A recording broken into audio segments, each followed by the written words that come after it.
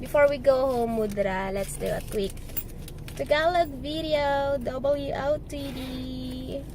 This is gonna be our first Tagalog WOTD for the new year. I hope everyone had a wonderful New Year's Eve. Unlike me, I spent my last few days of 2017 in bed. So what's our Tagalog word, Mama? Tira. Tira. What's tira? What's tira, Mudra? Tira. Tira.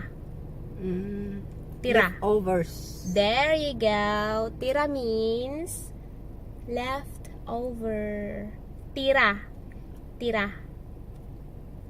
Mga tirang pagkain. Swak para sa nakaraang last New Year's Eve.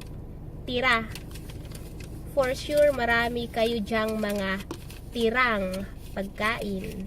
And, yeah, I just wanna add that pareho ang pronunciation niya kagaya ng tira. Tira as in live.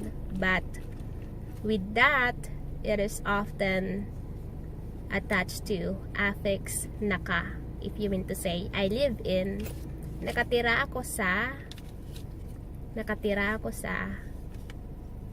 tira. What's that? You giving me money for gas?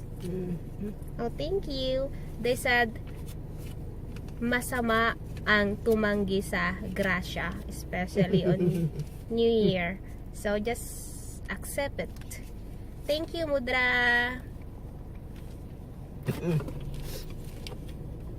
There.